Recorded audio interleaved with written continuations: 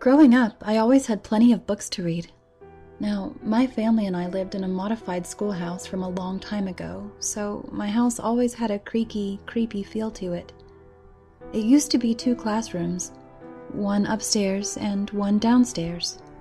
The lower floor became the primary classroom after leaks had ruined the upper floor, but renovations made it a house today. Probably why a lot of kids never wanted to come over.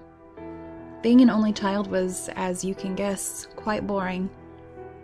Most of you who were only children will know what I mean. I could always go out and get friends, but I just wasn't very good at talking, so my parents thought that books would be a good way for me to kill my time. I was only about 6 when they brought me a whole bunch of books from my childhood. They were those cheap, paperback kind that you see at the bottom shelf of most bookstores, with bright illustrations of kids riding bikes or dragons and having adventures with their friends while finding lost treasures. There were so many, I wasn't able to finish all of them.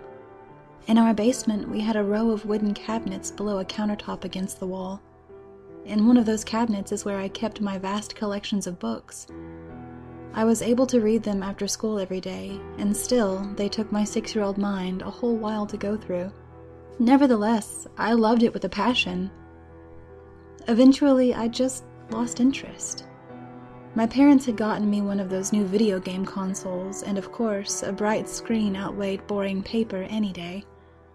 The cabinet just slipped my mind from then on. I never opened it again.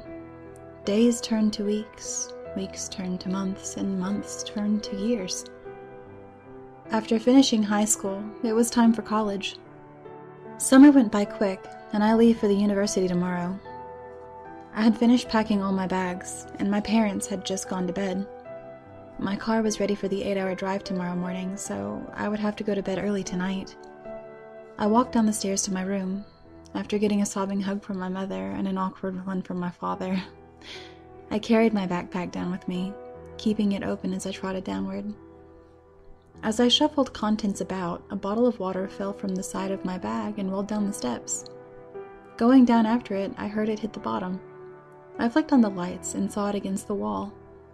Walking over, I picked it up. But then I paused for a moment. It had rolled into a wooden cabinet.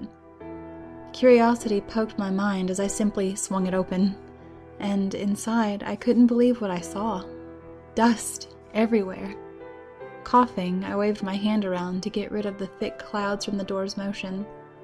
After settling, I saw the outlines of what it had gathered on. Naturally, I ran my index finger over a dusty surface, leaving a long line of color. Raising an eyebrow, I picked the object up, blowing on it. It was a small child's book. It had a picture of a very young girl making cookies, and above her head the words read, "Cindy's Big Bake." On the corner, black marker had the name, Jasmine Klein, written. My name. Flipping through the pages, memories gushed back. These were my books I had so long ago. I read through them quickly, seeing as how most were only just 20 pages. After a while, I began to read more and more books that I didn't even remember. Of course, there were a lot. There was no way I could read them all. Within half an hour, they were almost all gone. Then, there was one book left on the shelf. Pulling it off, I read the title, Correct Classroom Behavior. My name wasn't on this one, and judging by its yellowing pages, this must have been in its cabinet before my family even moved here.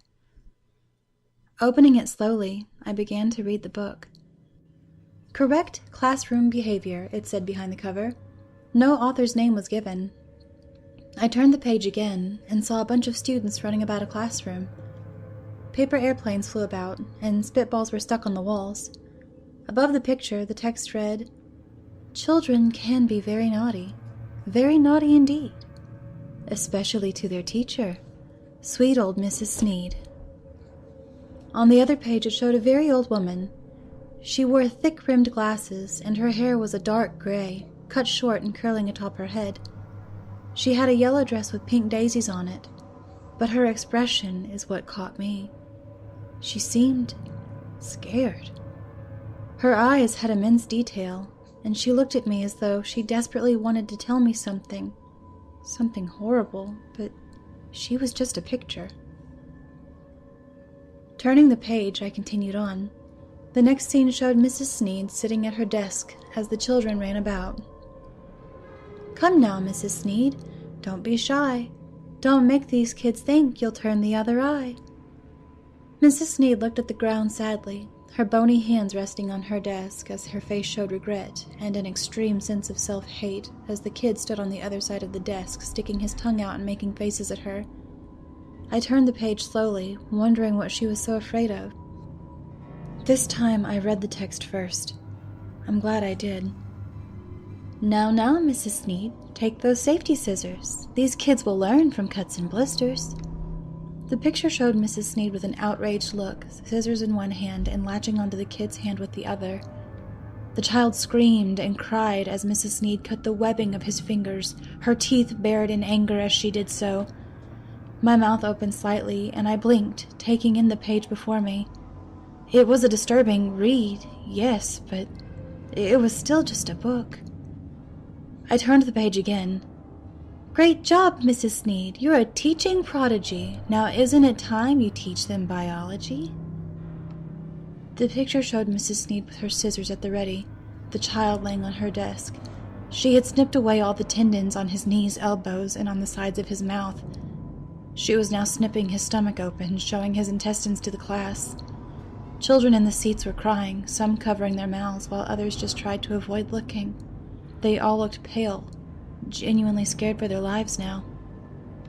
I gagged slightly at the sight of that child's intestines spilling out on the table as the teacher had cut him open, and I hurriedly turned the page. "What a great class indeed. That class was your last, right, Mrs. Sneed?" It read as the kids walked out of the schoolhouse. Some had blood on the bottom of their legs, and they all still looked extremely pale. Some were hugging each other as they walked, sobbing and trying to breathe by using each other's support. In the doorway, Mrs. Sneed stood, her face void of emotion as she watched the children leave, her dress splattered with blood. I turned the page again, feeling it was the last one. It wasn't a page. The last part of the book was a photograph. One of a classroom. Chairs and tables were flipped over, the walls had rot on them. Paper decorations were torn and peeling all over the walls, but that wasn't what caught me. In the center, there was a woman with leathery brown skin, dry and cracking on her body. Her hair hung in very few and loose patches on her peeling head. Her lips had dried up, and her blotchy yellow teeth were bared directly at me. Her empty eye sockets carried a never-ending stare, as her eyes had rotted and fallen out long ago.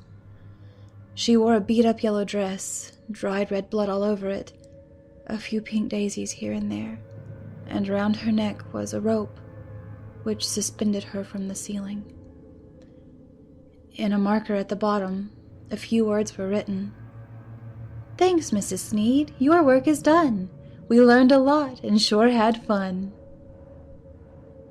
I closed the book and stood up, turning around slowly.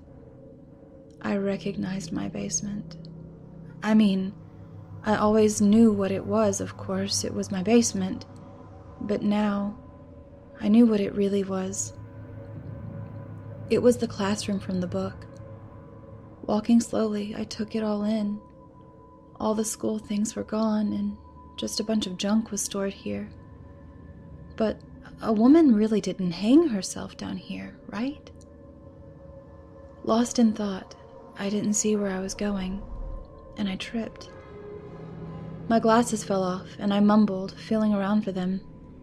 My hand touched something that felt like glasses, and I stood up, adjusting them. I brought out my phone and looked at the black screen. These weren't my glasses. What the reflection showed was a pair of thick-rimmed glasses, cracks in the lens, and along the rim was the name Mrs. Sneed.